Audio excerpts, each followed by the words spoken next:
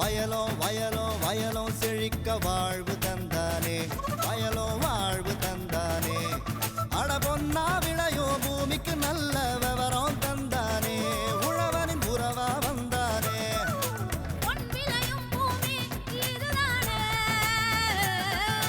வயலோ வயலோ வயலோ செழிக்க வாழ்வு தந்தானே, வயலோ வாழ்வு தந்தானே. அட பொன்னா விளையோ பூமிக்கு நல்ல விவரம் தந்தானே, உழவனின் உறவா வந்தானே. தந்தன தந்தன தன தந்தானே, மண்ணளம் பொங்கிட துணை வந்தானே. தந்தன தந்தன தன தந்தானே, மண்ணளம் பொங்கிட துணை வந்தானே. மண்வளம் காக்கப்பட்டால் வளமையான வேளாண்மையும் ஆரோக்கியமான வாழ்வும் சமுதாயத்திற்கு கிடைக்கும் என்ற நோக்கோடு நவீன அறிவியல் தொழில்நுட்பங்களோடு இயற்கையான தழை, மணி, சாம்பல் சத்துக்களை ஈட்டும் இன்றைய மண்வளம் காக்கப்பட வேண்டும் என்று மத்திய மாநில அரசுகள் முனைப்புடன் செயலாற்றி வருகின்றது. இம்முயற்சிக்கு தமிழ்நாடு வேளாண்மை பல்கலைக்கழகத்தின் ஆடுதுறை தமிழ்நாடு நெல் ஆராய்ச்சி நிலையம் முக்கிய பங்காற்றி வருகின்றது.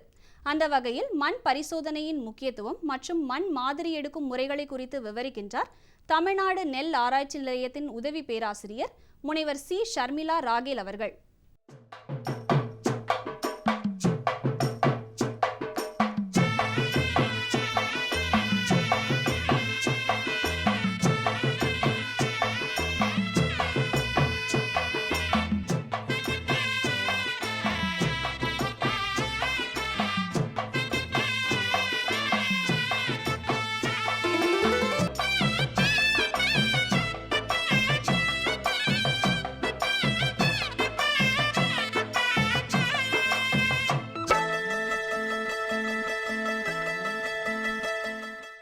பொதுவாக பார்த்திங்கன்னா இந்த காவிரி டெல்டா பகுதியில் உள்ள மண்ணில் தழைச்சத்து வந்து குறைவாக உள்ளது. 80% விழுக்காடு மண்ணில் மணிச்சத்து மிதமாகவும் 20% மண்ணில் மணிச்சத்து அதிகமாகவும் உள்ளது. சாம்பல் சத்தை எடுத்துக்கிட்டிங்கன்னா இந்த மண்ணில் சாம்பல் சத்து மிதமான நிலைமையில் உள்ளது. பொதுவாக விவசாயிகள் வந்து இந்த மண் பரிசோதனை செய்யாமலே உரத்தை அதிக அளவில் இட்டு செல்கின்றனர். அதனால் வந்து நமக்கு மண்ணில் பெரும் பாதிப்புகள் ஏற்படுகின்றன.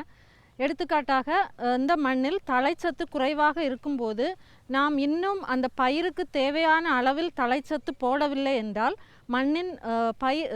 மண்ணில் தழைச்சத்து குறைந்து பயிரின் வளர்ச்சி மெதுவாக இருக்கிறது. பயிர் வந்து குட்டையாக நல்ல வளர்ச்சி இல்லாமல் உள்ளது.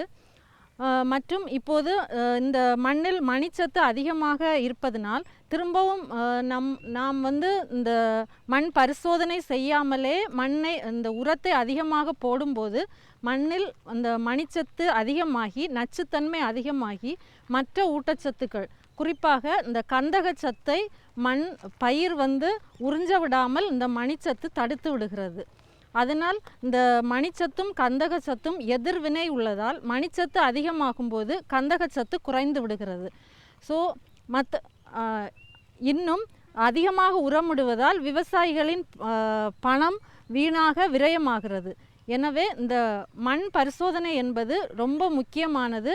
ஒவ்வொரு பருவத்திற்கும் முன்னாலேயும் நம்ம வந்து மண் மாதிரி எடுத்து மண் ஆய்வகங்களுக்கு அனுப்பி மண் பரிசோதனை செய்ய வேண்டும்.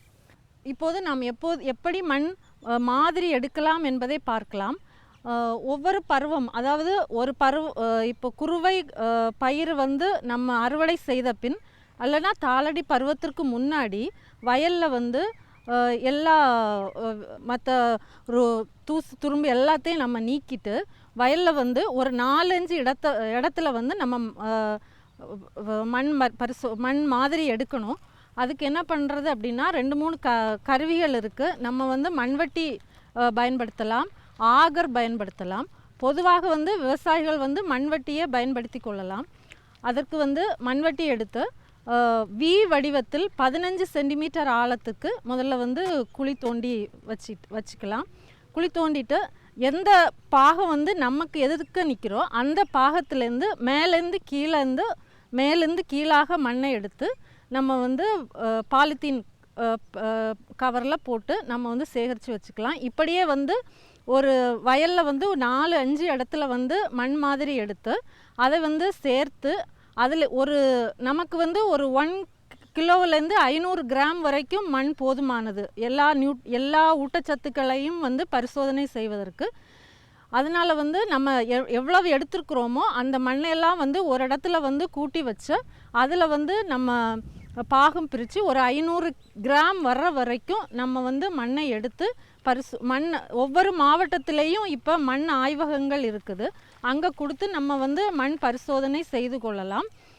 அதனால் வந்து விவசாயிகள் வந்து கண்டிப்பாக வந்து ஒவ்வொரு பருவத்திற்கு முன்னாடியும் வந்து மண் பரிசோதனை செய்து அதற்கேற்ற பரிந்துரைப்படி உரங்களை இட்டு நாம் வந்து நல்ல பயிர் வளர்ச்சியை காண வேண்டும் என்று கேட்டுக்கொள்ளப்படுகிறோம்.